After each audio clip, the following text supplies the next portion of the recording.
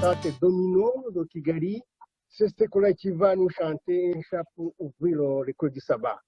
Et twakiriyeho abashitsi baturimo cyane cyane abashitsi bacu bari i Kigali ku groupe ka cantante Domino Choir i Kigali, akaba ari abashitsi bacu baza buri gihe twakiriye cyane mu gitondo, bakaba rero bagiye kudufungurira indirimbo ifungisho ryo kwisabato. Umukiza wanjye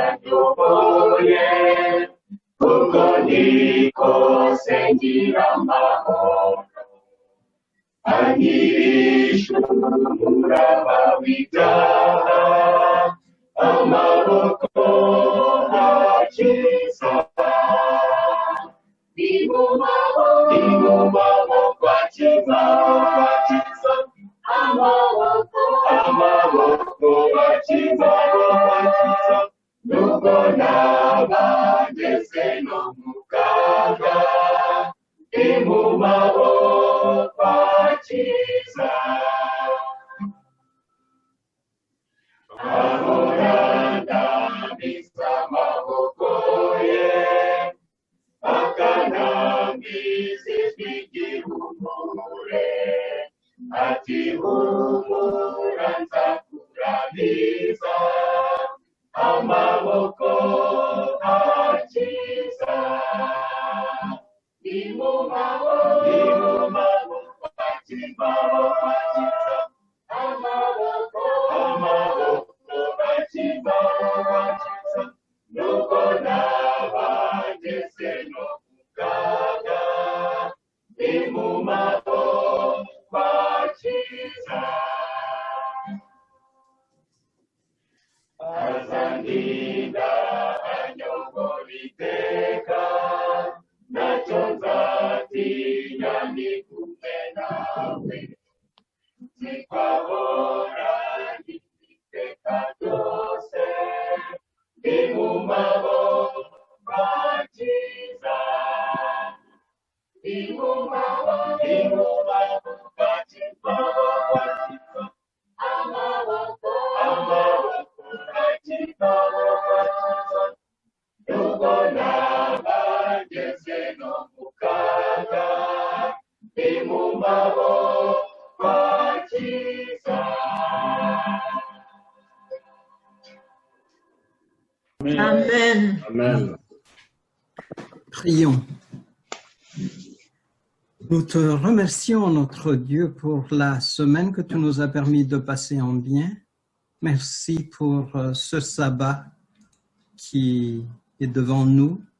Merci pour la fraternité que tu as tissée entre nous. Merci pour ce privilège béni de pouvoir offrir un culte en ton honneur.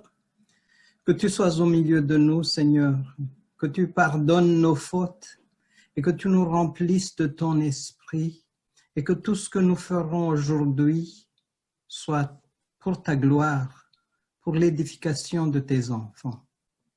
Assiste-nous et enseigne-nous. Au nom de Jésus, nous te prions. Amen.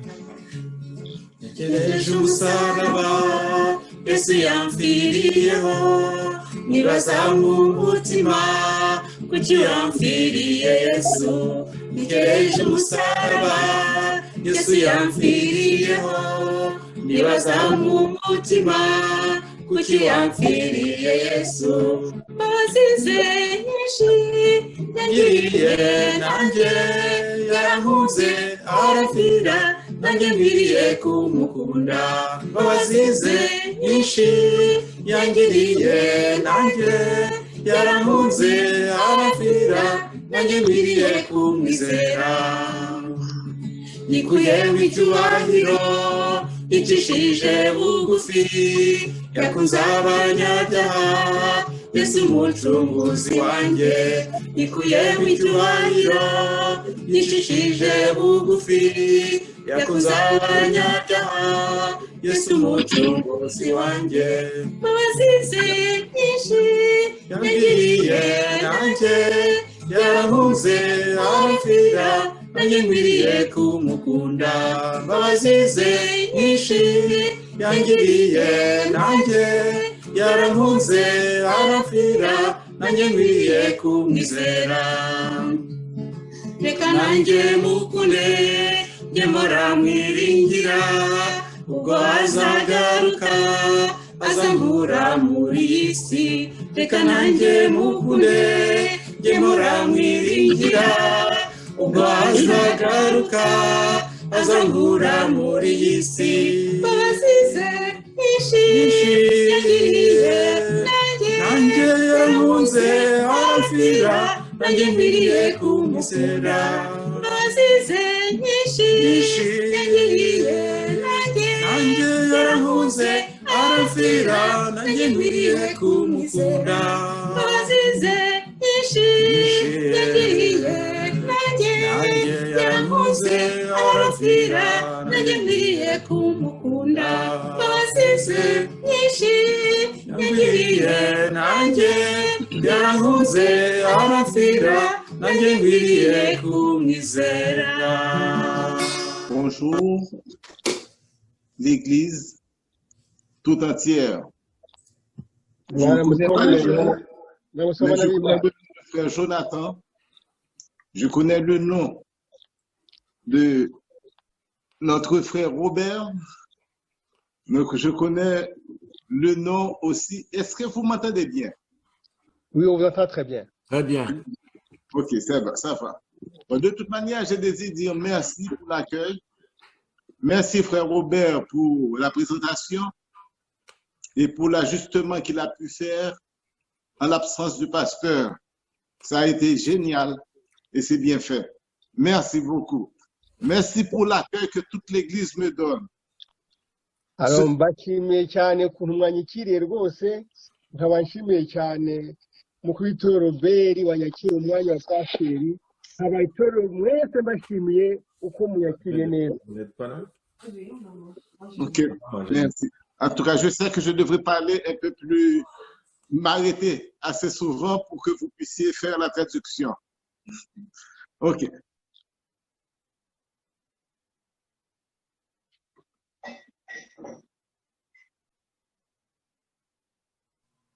Ton micro est fermé, Dorette. Oh, excusez-moi, vous ne m'avez pas entendu avant? Oh, Mubare cyane. moi je ne comprends pas comment. Ok. De toute façon, je remercie tout le monde. Ok. Je remercie le frère Jonathan. Je remercie le frère Robert.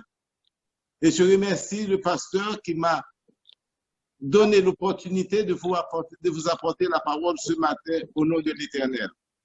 Ndabashimiye cyane cyane nkabashimiye Jonathan na Robert ndashimira cyane na pasiteri wanyu washoboye kuntumira ngo nze kuganira namwe munsi. Ok. Je dis, et ce matin, je ne vais pas vous apporter quelque chose de nouveau. Uyu munsi rero nta kintu gishyashya mbazaniye. C'est quelques expériences que j'apporte de la part de ceux qui étaient avant nous, qui nous ont montré certaines comment il faut plaire à Dieu. Ibyo mbazaniye rero ni ibyavuzwe n'abambanjirije bikaba rero byerekeye ukuntu ushobora gutunganira Imana yacu. Bonjour, chers frères et sœurs. Ndabashuje cyane bavandimwe. Que la paix du Seigneur Jésus se repose sur chacun de vous dans toute sa plénitude. Kamaro y'Imana akomeza kuba namwe mwese uyu munsi. Il m'est réellement agréable de me retrouver en famille chaque sabbat et particulièrement ce sabbat avec vous. Ni byiza rero kuba ndi hamwe namwe nk'umuryango uyu munsi ku isabato bikaba binejeje cyane. Nous venons ici pour nous rencontrer fraternellement. Tuje ahangaha rero kugira ngo duhure hamwe. Et pour rendre à Dieu notre culte d'adoration en esprit et en vérité. Kujya rero ngo dusenge Imana mu mwuka no mu kuri. Le psalmiste David nous laisse cette description que nous trouvons dans le psaume 133 que nous pouvons lire ensemble. dawidi rero hari amagambo yadusigiye muri zaburi ya 33 tugiye gusomera hamwe. Voici qu'il est agréable, qu'il est doux pour des frères de demeurer ensemble. C'est mbere Somme ukuntu ari 123. byiza, mbere ukuntu bishimisha iyo bavandimwe baturanye bahuje. C'est comme l'huile précieuse qui est répandue sur la tête Ni byiza nk'amavuta meza yasutswe kuri Aroni, asutswe ku mutwe we, descend sur la barbe d'Aaron, agashoka mu bwanwa bwe no ku myambaro ye. qui descend sur le bord de ses vêtements. Ubwo rero akaba yashonze no ku myambaro ye. C'est comme la rosée de l'Hermon qui descend sur les montagnes de Sion.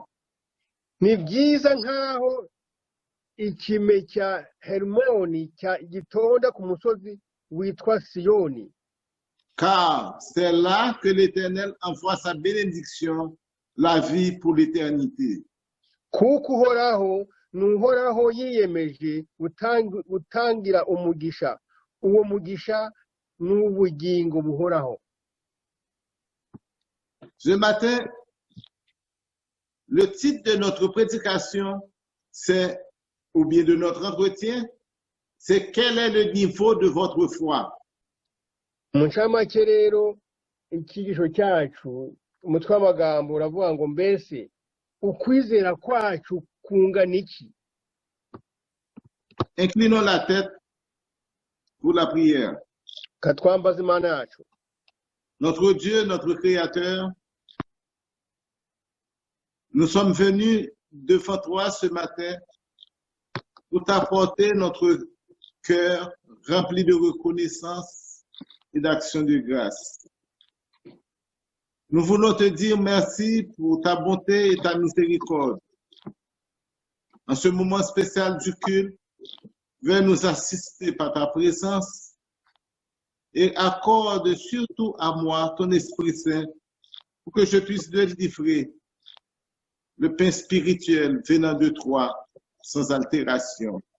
Pour que ton peuple soit bien nourri à la gloire de ton nom et au nom de ton Fils Jésus, nous te prions.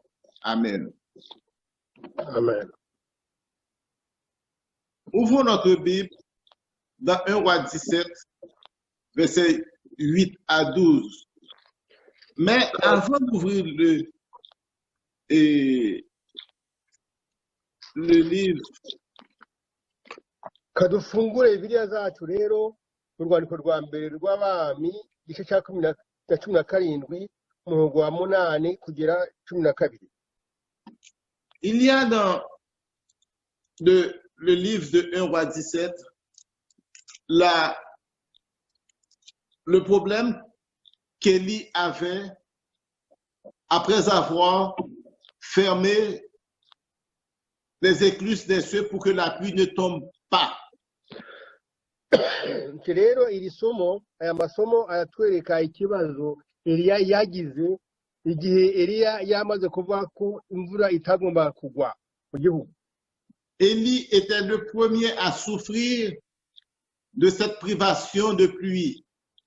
Eliya rero akaba ari mu ba mbere bagize ingaruka y'aho kaga ko kubura imvura. Mais comme Dieu qui l'avait envoyé comme prophète, c'est selon la parole de Dieu, même si Élie avait dit sinon pas ma parole, mais c'était exactement la parole de Dieu. Alors ubwo rero Eliya rero akaba nubwo yagize akaga rero ariko akaba yari umuntu uvuga ijambo ry'Imana. Il y avait deux problèmes. Le premier problème, hari ibibazo bibiri. le premier problème, c'était Élie n'avait pas de l'eau à boire vraiment, mais le problème principal, c'est que Jézabel cherchait Élie pour lui faire du mal. Hari ikibazo cy'uko Eliya atashobora kubona amazi yo kunywa, ariko ikibazo cyari gikomeye nuko Jezabeli yashaka kugira ngo amwice. Qu'est-ce que l'Éternel a fait? Ubwo rero byagenze bite? L'Éternel a dit à Élie, va, cache-toi. Ça, on peut trouver ça dans le verset 4, verset 3. Pas d'ici, dirige-toi excusez-moi, dans 1 roi 17, verset 3, il dit, pas d'ici, dirige-toi vers l'Orient et cache-toi près du torrent de Kérit qui est en face du Jourdain. Aha rero mu gice cya 14:3 yambwiye ati va hano ujye kwihisha iruhande rw'akagezi ka Kereti kiri mu burasirazuba bwa Yorodani. Et là, tu boiras de l'eau du torrent. Icyo gihe uzanywa amazi y'ako kagezi kandi ntategeka uzanywa amazi y'ako kagezi. Et j'ai ordonné au corbeau de te nourrir là. Kandi nzategeka ibikona kukugaburira. Mais vous connaissez l'histoire. Et c'est pour cette raison qu'à un certain moment, il n'y avait plus d'eau complètement, le torrent se dessécha.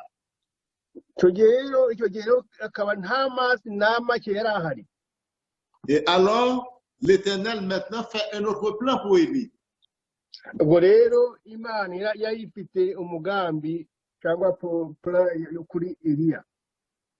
Et c'est pour cette raison que nous allons lire les versets 8 à 12.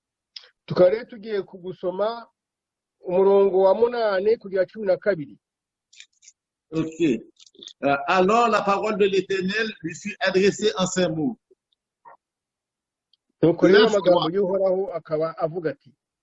Lève-toi, va à Sarepta, qui appartient à Sidon, et demeure là.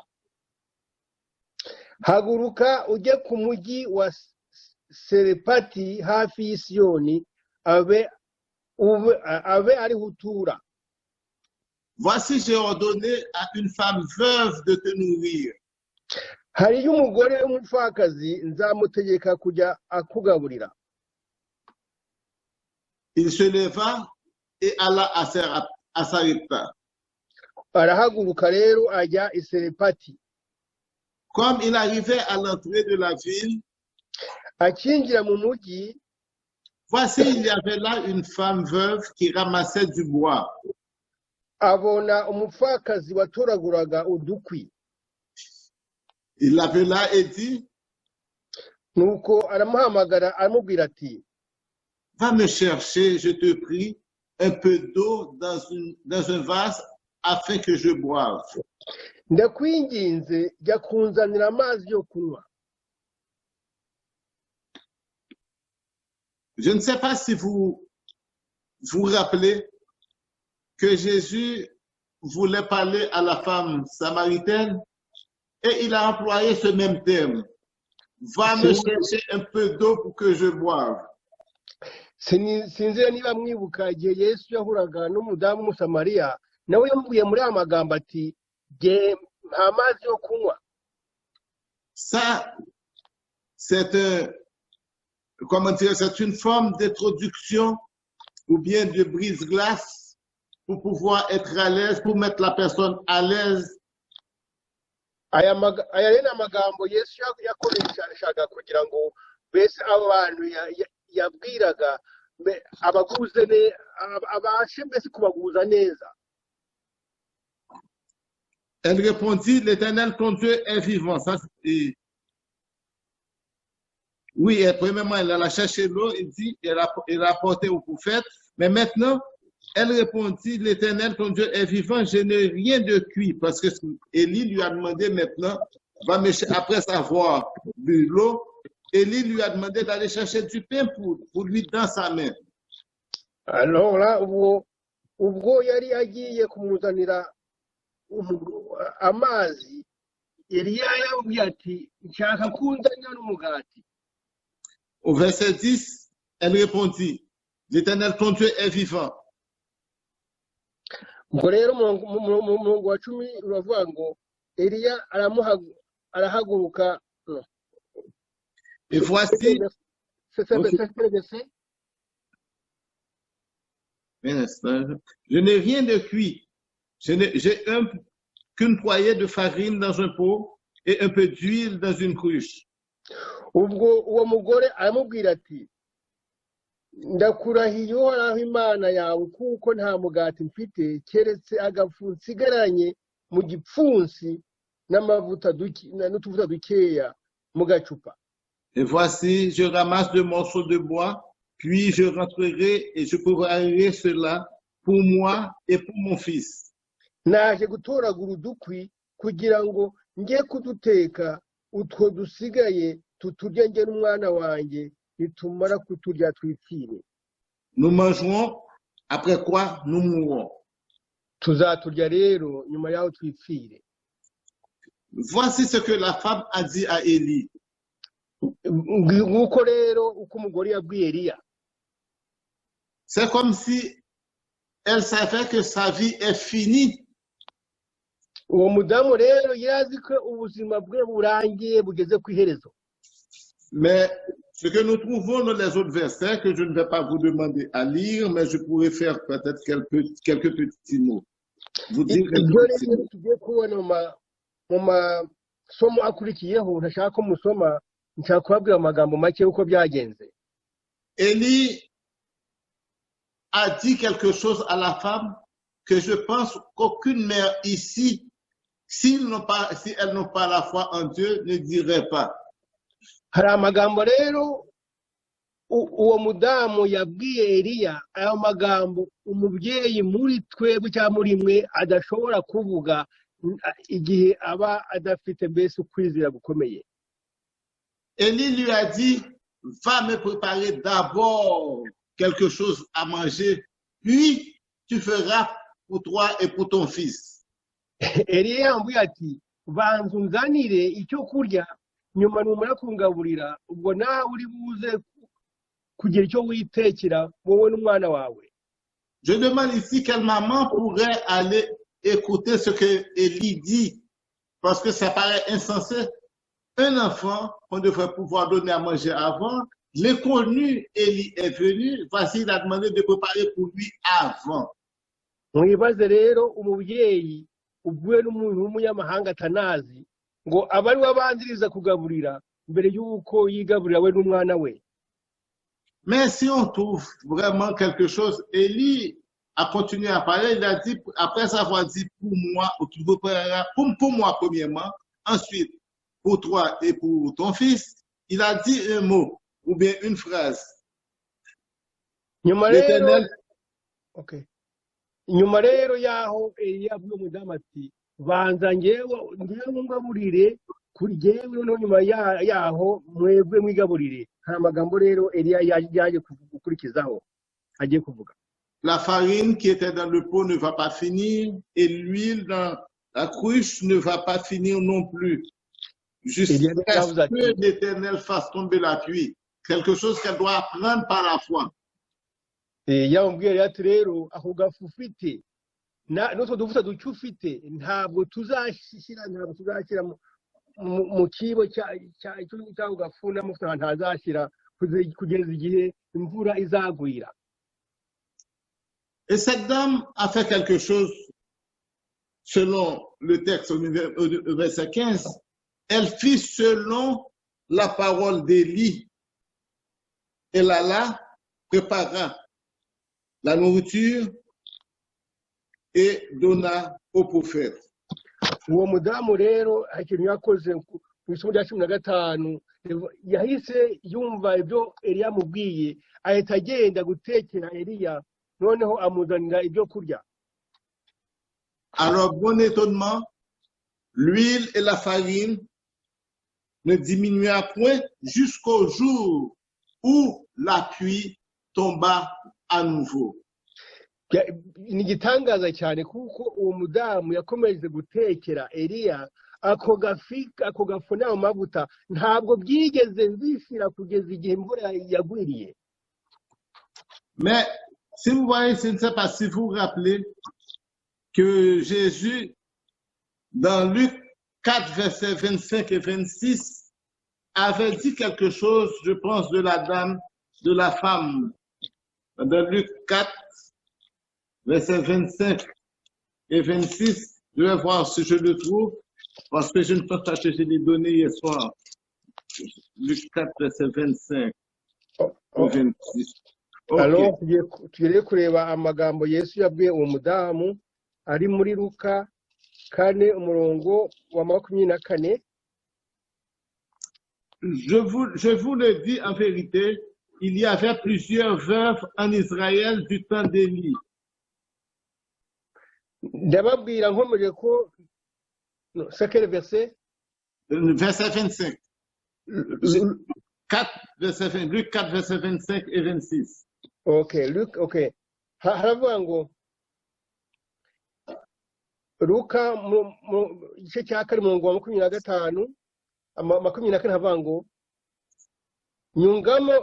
yungama ati ndababwira nkomeje ko nta muhanuzi wemerwe wabo wa 25 n'ukuri no mu gihe cya Eliya hariho abapfakazi benshi mu gihugu cya Israeli igihe imvura yamaraga imyaka 3 n'amezi 6 itagwa bigatera inzara ikomeye mu gihugu cyose. 26 nyamara nta n'umwe muri bo Eliya yoherejweho, ahubwo yoherejwe ku mupfakazi w'Iserupati ho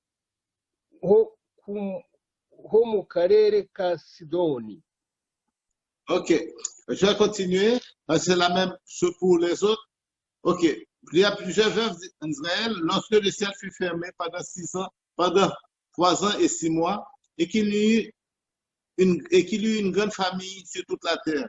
Et cependant, Élie fut envoyé vers aucune d'elles, si ce n'est vers une femme veuve à Sarepta, dans le pays de Sidon. Et ce que je désire dire ici, c'est pour montrer que l'Éternel donne déjà de la foi à tout le monde. Et continue.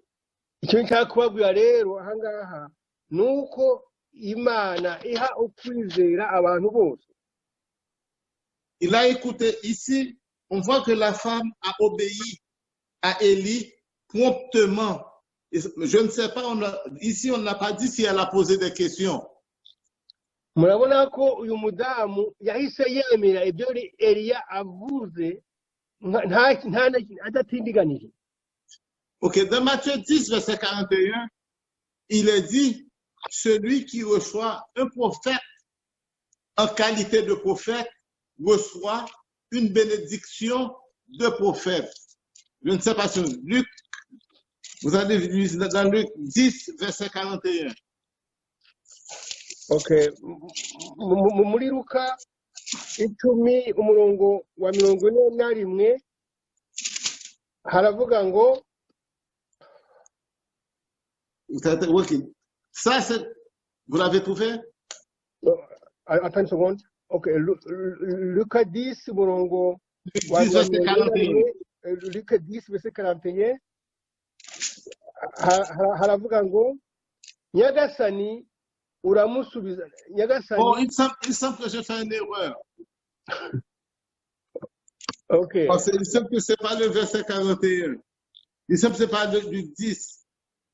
Ok. De toute manière. C'est Matthieu 10. C'est Matthieu 10. Oh, merci, Mathieu. Merci. Okay.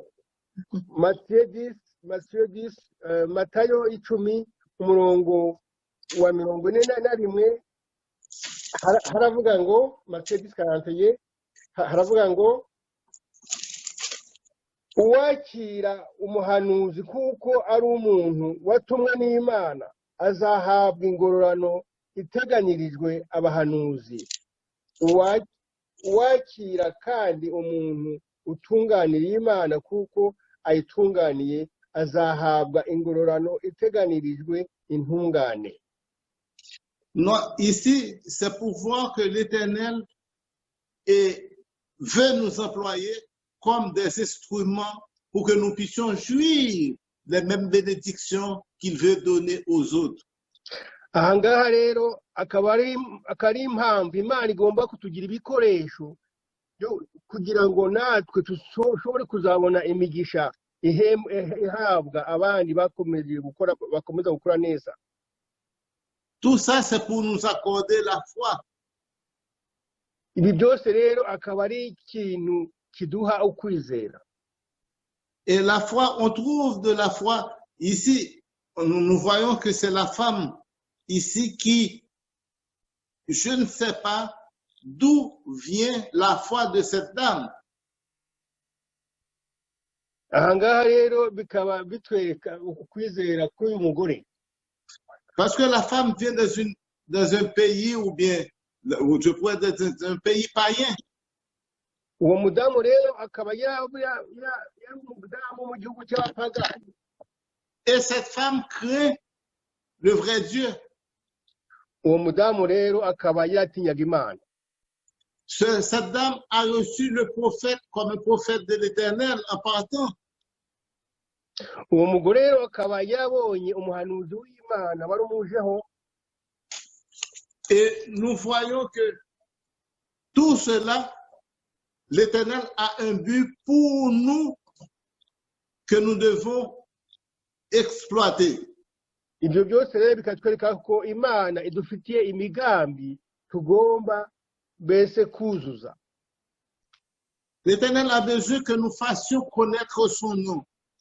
Imana ikeneye ko tumenya izina rye. Il veut que les gens savent qu'il est le créateur du ciel et de la terre. Uwiteka rero akaba ashaka ko abantu bose bamenya ko ari we muremyi. Et c'est pour cette raison, quel que soit ce que nous faisons, cela doit aboutir à faire connaître Dieu. Niyo mpamvu rero ibyo dukora byose bigomba kwerekana ko Imana ari yo muremyi. Si nous allons plus loin dans le verset dans le verset de, excusez-moi, je ne sais pas si c'est parce que je vais essayer de parler plus vite. Bon, si on regarde dans le verset de 1 roi 17, et à la fin du chapitre, oh, excusez-moi, oui, à la fin du chapitre, et au verset 24 de 1 roi 17, lorsque le prophète a ressuscité la femme, a ressuscité le fils de la femme, excusez-moi. Aha ngaha rero kuri somo rya 26 rya 24 igice cya 17 rw'abami, nyuma yaho umuhanuzi azuye uwo mwana w'uwo mugore. Lorsque Élie a remis l'enfant vivant à la femme, igihe rero Eliya yahaga uwo mugore umwana we yamaze kumuzura, la femme dit à Élie, uwo mugore abwira Eliya ati, je reconnais maintenant que tu es un homme de Dieu. Noneho menye by'ukuri ko uri umuntu w'Imana. Et que la parole de l'Éternel et que la parole de l'Éternel dans ta bouche est vérité. Kandi ko ibyo uvuga bivuga ko kandi ko ibyo uvuga biva kuhoraho. Ici, lorsqu'on trouve vérité ici, c'est cela, je ne sais pas si vous avez fait déjà un peu, si vous avez déjà pensé à cela, lorsque Jésus a dit, je suis le chemin, la vérité et la vie. Sinibaza niba mwaratekereje ku byerekeye igihe Yesu yavuga ati, ni jyewe inzira y'ukuri n'ubugingo. La vérité, c'est Jésus. Ukuri rero ni Yesu Kristo. Je sais que vous connaissez ce texte qui dit, vous connaîtrez la vérité et la vérité vous affranchira. Nizera avuga ati igihe muzamenya ukuri uko ukuri niko kuzababatura. Bon, la vérité, c'est Jésus. Ukuri rero ni Yesu Kristo. Si vous me connaissez, vous serez affranchis. Niba munzi rero kumenya bizababatura. Si vous me connaissez, vous allez trouver la vie éternelle. Niba rero munzi bizatuma mubona ubugingo buhoraho. Et c'est pour cette raison, moi, ce que je désire que vous compreniez ici dans ce texte, c'est la conclusion de ce chapitre amène à faire connaître et à amener la femme à dire que l'Éternel est Dieu. Icyo nshaka rero ko mumenya ni amagambo arangiza iki kika cya 17 cyatumye uwo mugore avuga ati mu by'ukuri menya ko Imana yango ko ariyo Mana. Et c'est la même chose que nous pouvons trouver dans le livre de Daniel 7, de Daniel 2, verset 47. Daniel 2, verset 47, nous allons voir ce que l'Éternel, nous allons voir. Tugiye kureba amagambo ari muri Daniyeli ya 2 umurongo wa 27. Ok, lorsque Daniel a fini le verset 47, le roi adressa la parole à Daniel et dit, en vérité, votre Dieu est le Dieu des dieux et le Seigneur des seigneurs, le roi et le Seigneur des rois. Il révèle les secrets puisque... Ahangaha rero umwami abwira Daniel ati mu by'ukuri Imana yanyu niyo Mana irusha izindi zose gukomera, niyo itegeka abami kandi igahishura amayobera, koko niyo yagushoje kumishurira aya mayobera. Ce que nous voyons ici, c'est que ce que l'Éternel a besoin de se faire connaître. C'est pour cette raison qu'il nous a appelés.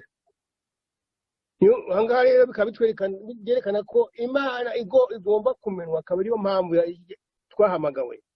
Nous voyons aussi, c'est la même chose plus loin, lorsque les 3 jeunes Hébreux ont été confrontés pour pouvoir obéir aux ordres du roi qui étaient non conformes à ce que Dieu demandait. Dukomeje gusoma rero turabona na babasore batatu biyemeje bakavuga bati aho kubaha abantu tugomba kubaha Imana.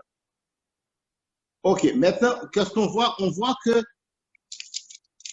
ils ont dit au roi qu'ils ne vont pas s'agenouiller devant sa statue.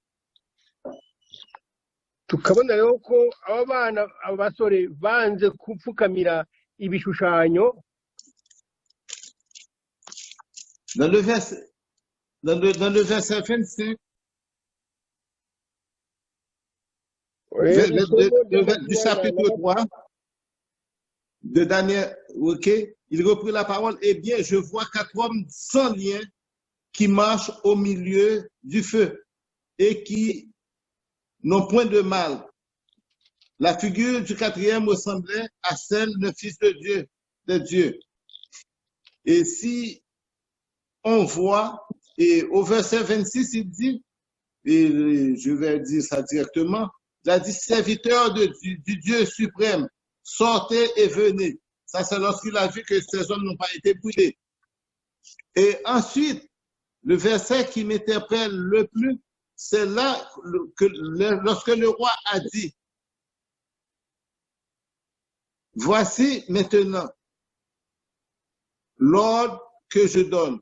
Tout homme à quelque peuple, nation et langue qu'il appartienne, qui parle mal de Dieu, du Dieu de Sadrach, de Meshach, d'Abednego, sera mis en pièces et sa maison sera réduite en état d'immondice, parce qu'il n'y a pas aucun autre Dieu qui puisse délivrer comme lui. ahangaha rero muri amasomo avuze avuga ko abasore bamaze gusenga ibishushanyo umwami amaze kubona ko umuriro utabakongoye yahise ahamagara abantu bose yatekaga mu gihugu cyose ati imana y'aba basore niyo mana ikomeye ahubwo abatazayisenga nibo bagomba kuzamererwa nabi. Le roi a reconnu que le Dieu est le Dieu suprême.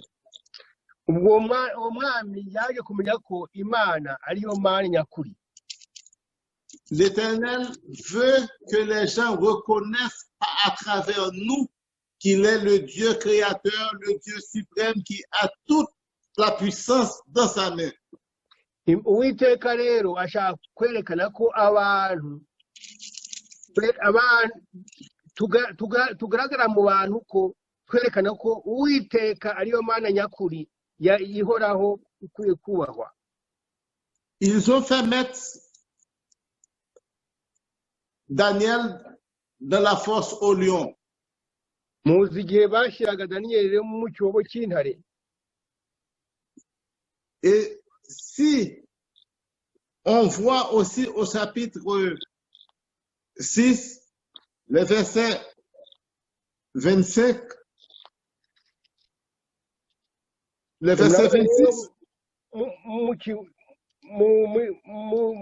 Daniyeli gatandatu umurongo wa 27. Ok. J'ordonne, verset 26, j'ordonne que toute l'étendue de mon royaume, on ait de la crainte et de la frayeur pour le Dieu de Daniel. Nuko rero ubwo igice cya 26 haba ngo ntanze itegeko ko mu bihugu byose ubwami bwanjye mwubaha kandi mutinye imana ya Daniyeli. Parce que le Dieu de Daniel est le vrai Dieu, est le Dieu vivant. Il subsiste éternellement. Kuko iyo mana ya Daniyeli niyo mana y'ukuri, niyo mana ihoraho kandi niyo ibaho iteka ryose. Moi, ce que je désire que vous compreniez ce matin, ce que je désire vous faire comprendre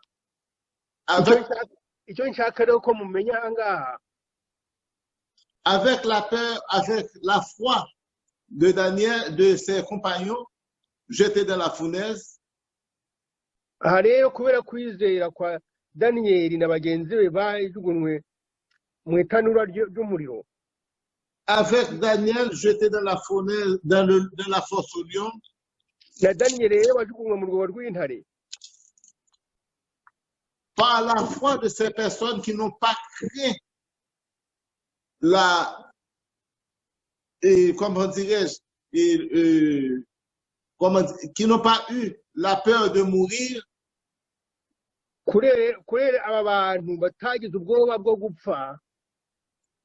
L'Éternel, et le nom de l'Éternel a été connu à cause de leur foi et de leur fermeté. Uwiteka yaje kumenyekana kubera ukwizera kwayo no guhagarara kuyumvira. Et ces gens, c'est ce que l'Éternel, le but de chaque chrétien, c'est de tenir pour la vérité. Niyo mpamvu rero umukristo wese agomba kumenya ukuri. Parce que lorsque Dieu a dit, a donné des ordres qu'il ne faut pas adorer des statues, kuko Imana yaduhaye itegeko ryo kudasenga ibishushanyo. Les gens ont profité de faire la statue pour, comme le fait, je pourrais dire plutôt, ils n'aimaient pas les trois jeunes Hébreux. Excusez-moi? Les gens, lorsqu'ils ont fait le roi, porter le roi à ériger la statue, c'est pour piéger les trois jeunes Hébreux pour pouvoir leur faire du mal. Ubwo rero ubundi abo bantu bakoze icyo gishushanyo bashaka ko bagirira nabi abo basore. Ils ont pris la parole de Dieu, ils ont pris par exemple l'accusation, formé l'accusation à partir de la foi de ces jeunes Hébreux. Ubwo rero bareze abo basore babajije kwizera kwabo. Et vous voyez, ces gens, ces Hébreux, n'avaient pas aimé leur vie jusqu'à craindre la mort. Abo basore rero bakaba baremeye kubaha Uwiteka kugeza naho bashoboraga no gupfa. Et c'est pour cette raison qu'ils ont été jusqu'au bout avec l'épreuve et le roi a pu dire qu'il n'y a pas d'autre Dieu comparable au Dieu des Hébreux. Ibyo rero bikaba byarabereye umwami akabarore kwerekana ko mukuri abasore biyemeje kwemera gupfa kugira ngo basenge ibishushanyo, bikaba byatumye umwami nawe ahita avuga ati rwose nta yindi mana ishobora gusengwa uretse iyi mana y'abasore. Dieu attend cela de chacun de nous. Imana rero ikaba ari kidushakaho twese. Et c'est la même chose partout où nous sommes, que ce soit du temps passé ou maintenant. Ahantu hose rero tugomba kuba turi bigomba kuba gutya. Dieu a besoin d'un peuple pour le faire connaître. Imana ikeneye abantu bagomba kwimenyesha abandi. Lorsque Dieu a choisi Israël, c'était pour aller vers les peuples qui ne connaissaient pas encore, comme la lumière du monde pour te faire connaître. Imana rero yahisemo ubwoko bwa Isirayeli kugira ngo bashobore kuzamenyesha abandi bantu, mbese bababere nk'umucyo agomba kumurikira andi mahanga yose yo ku isi. Vous vous souvenez par exemple de la petite qui était chez Naaman et la petite servante de Naaman? Muribuka wa muja wakoreraga wa mugabo Naamani. Et vous vous souvenez lorsqu'il a dit à Madame Naaman que si ton mari était dans mon pays, l'homme de l'Éternel le guérirait. Muribuka amagambo rero uwo muja yabwiye nyirabuja ati iyaba databuja yari mu gihugu cyanjye uhoraho yashoboraga kumukiza. Et la femme de Naaman a pris ça au mot, l'a communiqué au mari et le mari l'a communiqué au roi qui lui a donné une lettre pour donner au roi d'Israël pour que le roi d'Israël puisse le guérir. Uwo mudamu rero byatumye ayo magambo yabwiye n'uwo muja yayabwiye umugabo we, noneho ubwo uwo mugabo asaba mu gihugu cy'uwo muja urwandiko rwashoboraga kumufasha mbese kugira ngo azakire. Pour faire l'histoire courte, et Naaman a été vraiment en Israël. Mu magambo make rero Naamani yahise ajya muri Isirayeli.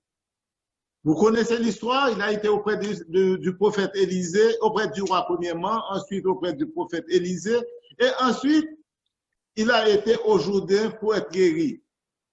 Muzi ko rero ko byagenze yahise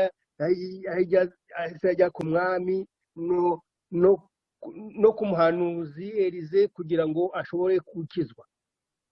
On pourrait aussi remarquer que le roi était vraiment, comment je pourrais, sceptique par rapport à ce que le prophète a dit. Murabona kangaha umwami yabanje mbese kutabyizera cyane, kutabyemera neza ayo magambo umuhanuzi yamubwiye. Lorsqu'il a cédé au conseil de ses sujets qui l'accompagnaient, igihe rero yabwiye abo bantu bagomba kujyana nawe, il céda et se jeta 7 fois dans le Jourdain et la guérison suivit. Muzi ko byamugendekeye rero n'abo bantu yari kumwe nabo bamubonye ko yagiye mu mazi yibiramo inshuro bari bavuye kwibiramo nyuma kuko aza gukira. Ok, si on va dans 2 rois, si on va dans 2 rois 5, le verset 14 et 15, mu gitabo cy'abami bami kabiri murongo wa 5 kugera 14 na 5. Et on va voir, il descendit et alors il se plongea 7 fois dans le Jourdain, selon la parole de l'homme de Dieu, et sa chair devient comme la chair d'un jeune enfant. Et il fut pur.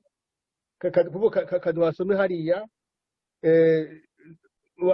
urwandiko rwa kabiri rw'abami cya gatanu umurongo wa cumi na gatanu haravuga ko nuko Namani aramanuka yiyuhagira muri Yorodani inshuro 7 nk'uko wa muntu w'Imana yari yabimubwiye aherako arahumanuka umubiri we uhinduka mwiza nk'umwana muto.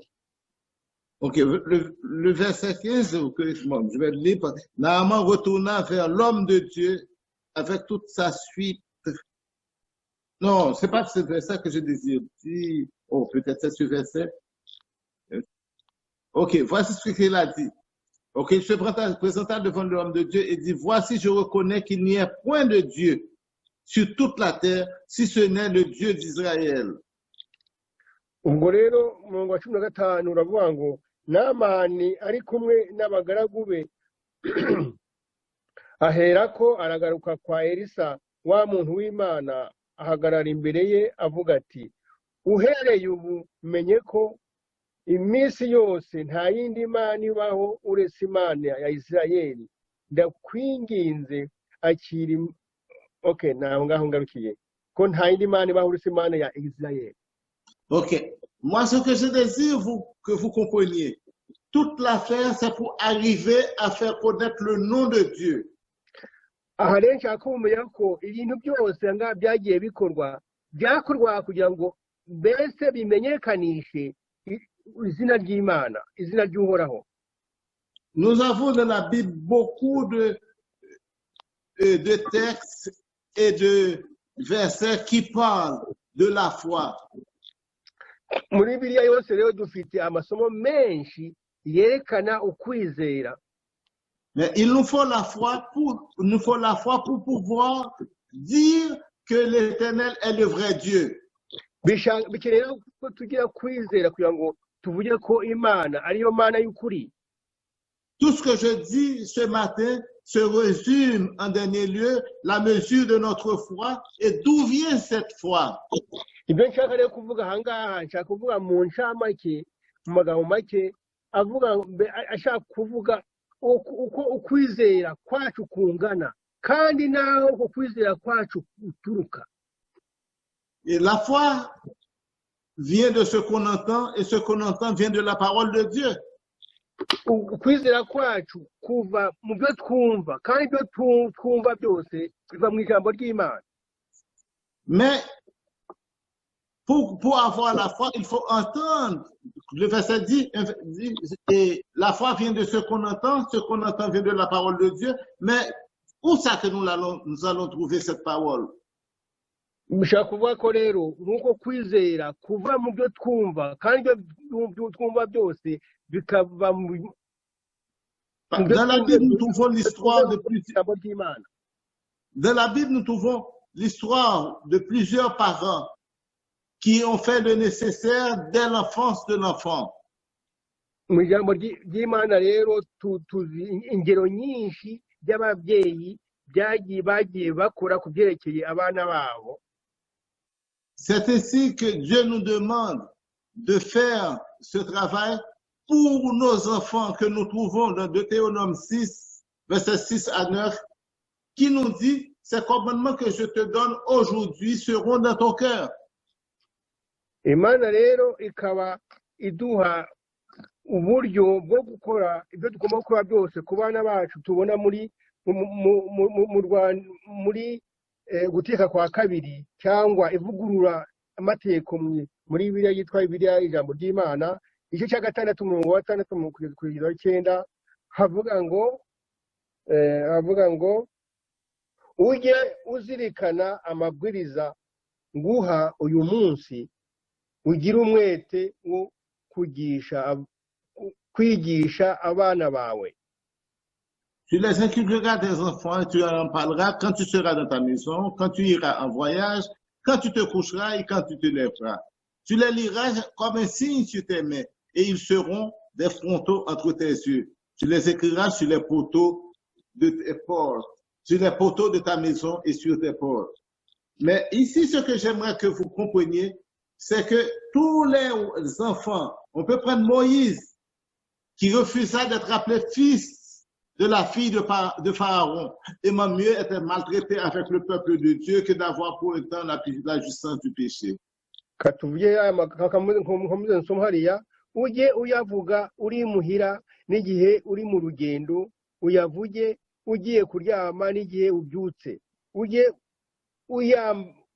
uyambara ku kuboko no mu gahanga kugira ngo utayibagirwa uzayandike ku bizigiti by'urugi no ku nkingi z'amarembo yawe. Moïse a été élevé par sa mère jusqu'à l'âge de 12 ans, où la mère l'a montré que sa place n'était pas en Égypte. Mose rero yarezwe na nyina na mama we kugeza amaze imyaka cumi n'ebyiri imyaka 12 sorry imyaka 12 ariko nyuma aza kubona ko iwabo atari muri Egiputa iwabo ari ahandi. Il avait la foi que sa place n'était pas là, tout comme Joseph. Yari afite kwizera gukomeye kuko hariya yari ari hatari iwabo nk'uko Yosefu nawe yabibonye. Joseph était instruit avant d'aller en Égypte aussi, et parce qu'arrivé en Égypte, il a pu dire à la femme de Pharaon, à la femme de Potiphar, comment ferais-je si grand mal et pécherais-je contre mon Dieu? Ibyo rero kurako nyine yarigishijwe neza hangaha niyo mpamvu yavuze ko igihe atagomba guhemukira Imana igihe umugore wa Potiphar aje kumushyira mu cyaha avuga ati nta ngomba guhemukira Imana yanjye. Il a dit avant de mourir de ne pas laisser ses os en Égypte lorsque Dieu va venir. Ça signifie l'enfant était vraiment formé avant d'être vendu par ses frères. Il était prêt pour savoir que sa patrie n'était pas sur la terre, ni en Égypte.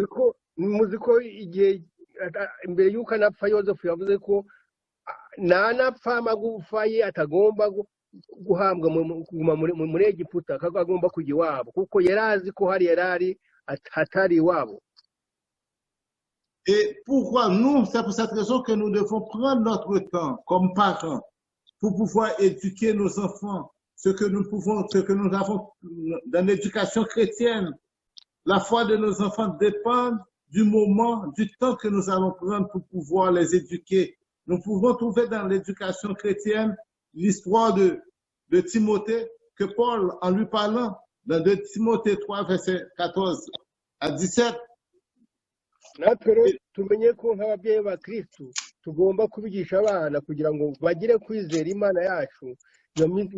Kwizera kwacu rero tuzabwira abana bacu akariko kuzabayobora mu buzima bwabo bwa gikristo. Ibyo rero tukaba tuyibona muri rwandiko rwa kabiri rwa Timoteyo igice cya 3:17 na 17. Ok. Dès ton enfance, tu connais les saintes lettres et de Timothée 3. Ubu rero mu rwa kabiri rwa Timoteyo igice cya 3. Ok. Et 3, verset 14 à 17, que j'ai dit 3, demeure dans les choses que tu as apprises et reconnues comme certaines, sachant que tu les as apprises. Toi, dès ton enfance, tu connais les saintes lettres qui peuvent te rendre sage à salut par la foi en Jésus-Christ. Et ensuite, c'est fini. Toute parole et toute écriture est inspirée de Dieu et utile pour enseigner, pour convaincre et pour corriger et pour instruire dans la justice afin que l'homme de Dieu soit accompli et propre à toute bonne œuvre. Rero havuga ngo ndakwandikiye ibyo niringiye kuzaza kugusura vuba. Icyakora nindamuka ntinze uru rwandiko ruzakumenyesha uko umuntu agomba kwifata mu rugo rw'Imana, ni ukuvuga mu muryango w'Imana nzima, ari mu nkingi ashyigikiye ukuri kwayo. Nta wabihakana ibanga ryo kubaha Imana rirakomeye. Uwo rivuga yagaragajwe ari umuntu avugwa ko ari intungane na mwuka w'Imana arangamirwa n'abamarayika, yamamazwa mu mahanga, yemerwa n'abo ku isi, ajyanwa mu ijuru, ahabwa ikuzo. Frères et sœurs, j'ai pris tous ces versets que vous allez voir que j'ai été à droite et à gauche pour dire des choses peut-être qui ne vont pas avec le texte que j'ai lu au commencement avec la femme. Murabona ko nagiye muri Bibiliya mfata amasomo menshi atandukanye hirya no hino, nubwo atavuga neza kimwe n'isomo twatangiriyeho n'aya magambo yabwiwe uriya mugore. J'ai un but.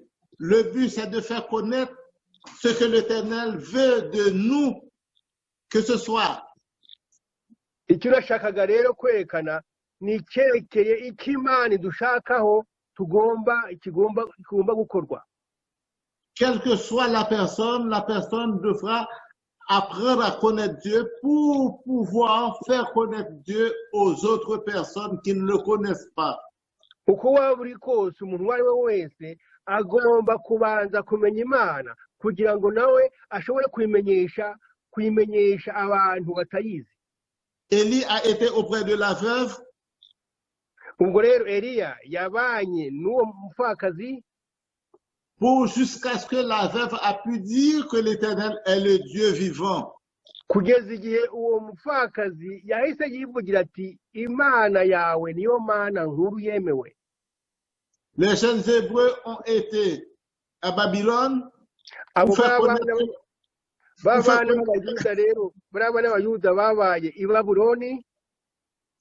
connaître que l'Éternel est le seul Dieu de toute la terre. Kugira ngo berekane ko Imana ya Isirayeli ariyo Mana y'isi yose. La fille qui a été chez Naaman pour faire connaître qui est l'Éternel. Uriya mukobwa rero yabaye kwa Namani yabaye kugira ngo mbese ashobore kumenyesha Uwiteka uhoraho icyo ari cyo. Et si vous voyez Naaman qui retourne dans son pays pour aller faire connaître que l'Éternel seul est Dieu. Murabona ko Namani nawe yasubiye mu gihugu cye kugira ngo mbese ashobore kwerekana Imana Uwiteka icyo ari cyo. Nous sommes tous des ambassadeurs pour Christ comme la petite chez Naaman. Natwe rero tumeze mbese nk'abambasaderi ba Kristo kugira ngo mbese dushobore kumugaragaza aho turi hose. C'est la même chose que Joseph a été en Égypte pour faire connaître que son Dieu est le Dieu vivant. Niyo mpamvu rero Yosefu yabaye muri Egiputa kugira ngo yerekane ko Imana ye ariyo Mana nkuru ikomeye. Moïse a été en Égypte pour faire connaître au roi que son Dieu était le vrai Dieu. Mose nawe yabaye muri Egiputa kugira ngo yereke umwami ko Imana ye ariyo Mana nyakuri. Les trois jeunes Hébreux, on pourrait dire, et puis Daniel, ont été là-bas pour faire connaître que Dieu, c'est le vrai Dieu, le Créateur, il a toute la puissance qui existe. Uriya Daniel na bagenzi be base batatu nabo babaye hariya muri cya gihugu kugira ngo berekane ko Imana yabo ariyo Mana ikomeye igomba kubahwa n'umuntu uwo ari we wese. Je vais vous lire l'histoire d'un jeune qui a fait quelque chose, ce sera la conclusion. Tugiye gusoma igitekerezo cy'umusore kugira ngo dushobore kurangiza ikigisho cyacu. Un jeune soldat était enrôlé dans l'armée et il était constamment, comment dirais-je, affronté par les autres parce qu'il était un chrétien. Umwana umwe rero yagiye mu gisirikari ariko wasangaga buri gihe ahanganye na bagenzi be kubera ko yari umukristo. Il parlait tout le temps de Jésus. Igihe cyose yavugaga Yesu Kristo. Il disait que Dieu était vraiment grand, Dieu peut faire toutes choses, Dieu peut, comment dire, transformer quelle que soit la chose pour le rendre agréable aux autres. Igihe cyose rero yavugaga ibitangaza bya Yesu avuga ko Yesu ashobora gukora ibintu byose byiza bibaho kuri buri wese. Les autres se moquaient de lui. Abandi bose baramunyegaga bakamuseka. Un jour, le capitaine de la bataillon, umunsi umwe rero kapiteni wari mu gice cy'abasirikare yari arimo, il s'est mis ensemble avec les autres soldats. ubwo noneho ubwo yishyira hamwe arundanya abandi abasirikare bose. Il cherchait un moyen pour pouvoir confondre ce jeune garçon et le faire fermer sa bouche. ubwo rero yabikoze kugira ngo mbese uwo mwana abe nk'aho amuzibya kugira ngo mbese ye kujya avuga. Et puis il s'arrangeait pour l'humilier. Encore s'il vous plaît? Non, le capitaine s'est mis avec les soldats et puis s'arrange pour lui faire jouer un tour pour l'humilier. ubwo rero uwo musirikare mukuru ubwo yafashe abo basirikare bose arabahuza afite umugambi mbese wo gukoza isoni uwo musore wundi. Lorsqu'ils ont pris, le capitaine a appelé les autres soldats et puis l'a entouré et puis il l'a appelé et lui dit, jeune homme, va prendre la jeep qui est au coin ici et l'amener devant la bâtisse principale parquée là. ubwo rero yahamagaye abo basirikare bose baramucikiza abwira uwo musore ati genda ufate iriya modoka wishyire hariya aho yamweretse. Il a répondu au capitaine, uwo mwana rero abwira kapiteni ati je ne sais pas conduire, tu le sais. arambwira ati uzi ko ntazi gutwara imodoka. Le capitaine savait très bien ce qu'il faisait. uwo mukapiteni yarizi icyo akora icyo ari cyo. Il lui a dit, demande à ton Dieu, comme tu sais prier, demande à ton Dieu de te montrer comment conduire ça. Prie ton Dieu, il va t'aider. icyo gihe rero ese abwira uwo musore ati rero senga ubwire iyo mana yawe noneho ikwigishe gutwara imodoka. Il a pris la clé. Et umwana afashe ifunguro imodoka. il est allé, il s'est assis à l'intérieur de la jeep. yicara muri iyo modoka. Il a prié. yarasenze. Il a prié. arasenga. Il a prié, mais je ne sais pas combien de temps, mais les autres étaient intrigués, patients et en même temps impatients. ubwo rero igihe yasengaga abo bandi bari bategereje bareba igiye gukurikiraho. Ils veulent voir qu'est-ce qu'il allait faire. bategereje icyo ari bukore. Parce que c'était un complot bien monté. uzi ko bo nyine bari bamugambaniye. Après avoir fini de prier, le garçon tourne à la clé.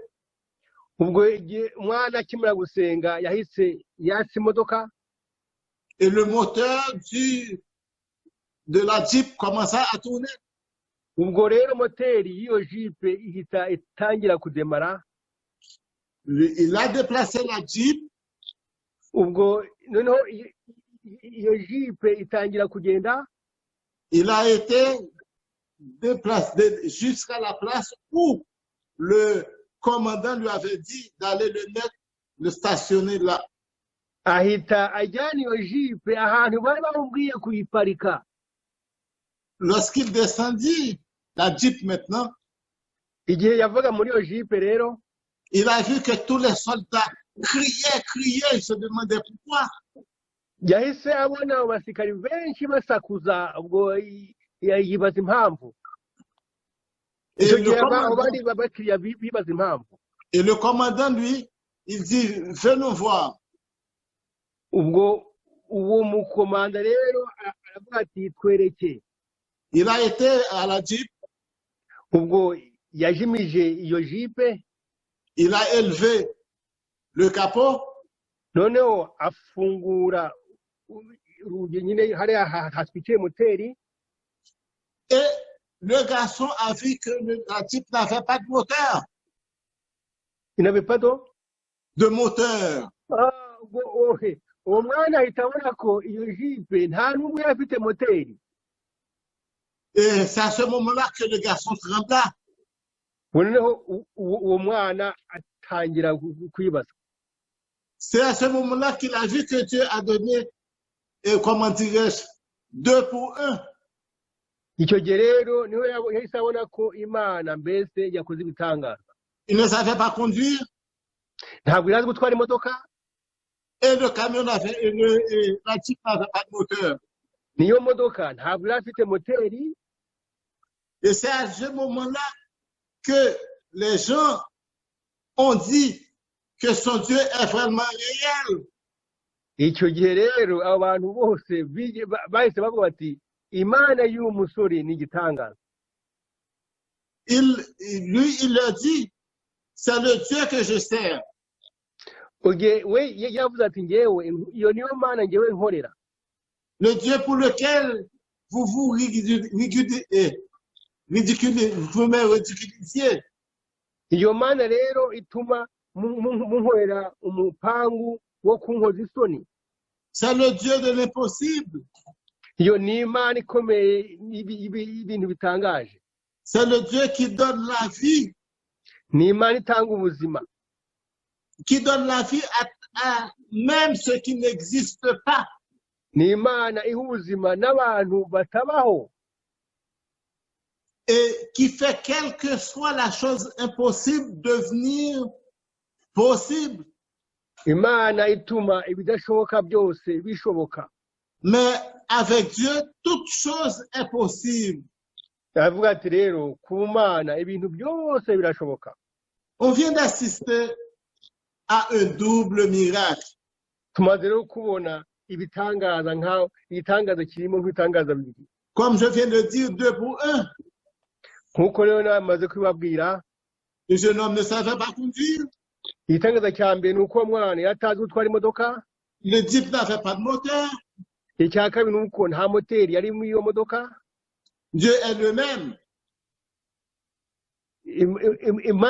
Imana ubwayo Il peut faire la même chose pour chacun de nous. ishobora gukora nk'ibi ngibi kuri buri muntu wese kuri twe. Il peut faire la même chose pour nos enfants. Ishobora kubikorera abana bacu. Si nous mettons notre confiance en l'Éternel et obéissons à ses ordres. Igihe cyose rero twizeye Imana kandi tugakurikiza amategeko yayo. Vous vous souvenez des versets que je viens de lire dans de Deutéronome 6, verset 6 à 9? Ces versets devraient rester dans votre esprit parce que nos enfants vont prendre à partir de cela pour pouvoir faire grandir leur foi. Ibyo rero tumaze gusoma muri amasomo nibyo rero bigomba gukoreshwa kugira ngo abana bacu mbese ukwizera kwabo ushobore kwiyongera. Vous pouvez relire ce texte encore, mais je désire que vous compreniez ce que Dieu voulait faire. C'est de se faire connaître comme les autres que je vous dis, comme Daniel, comme les 3 jeunes Hébreux, comme Joseph, et tous ceux qui font dire, la petite qui fait dire que l'Éternel est le vrai Dieu. Mushobora kongera gusoma amasomo, ariko iki amasomo yose ashaka kuvuga nuko tugomba kubona ibyabaye kuri abasore Daniyeli bagenzi be n'uriya mukobwa Yosefu, abo bose ibintu byose byabayeho nuko abantu bose tugomba kumenyesha abantu bose Imana icyo ari cyo.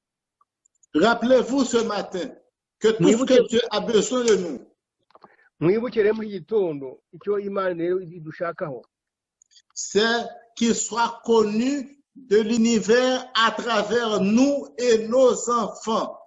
nuko Imana igomba kumenywa ku isi yose ahantu hose bituturutseho kandi no ku bantu bikanyura no mu bana bacu. Je vous demande de m'excuser ce matin parce que j'ai fait trop de détours pour vous amener là. Ndagira ngo mbabarire kuko narondogoye cyane. Mais ce que nous devons nous rappeler, ariko icyo tugomba kwibuka, notre foi se mesure de la connaissance que nous avons de Dieu. Ubundi ukwizera kwacu kugaragazwa n'ukuntu tuzi Imana. Nos enfants devront apprendre de nous et nous aussi, nous devons apprendre la parole de Dieu chaque jour de la même manière. Si nous prenons le temps d'étudier avec nos enfants, nous allons nous former en même temps. kuko rero abana bacu batwigiraho kuko twiga ijambo ry'Imana kugira ngo bashobore kwigishwa iryo jambo ry'Imana. Ubwo rero kugira ngo abana bacu kwizera kwabo kuzakure cyangwa kubagereho, nuko tugomba kwiga ijambo ry'Imana tukamenya Imana, noneho tukabona uburyo bwo kwigisha abana bacu. Rappelez-vous de ce verset, celui qui arrose sera lui-même arrosé.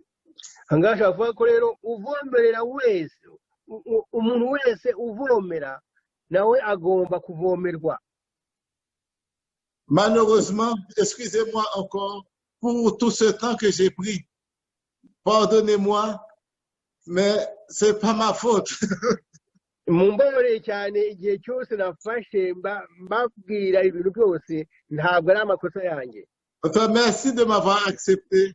Que Dieu vous bénisse et vous donne la possibilité de bien comprendre ce que je viens de vous donner ce matin.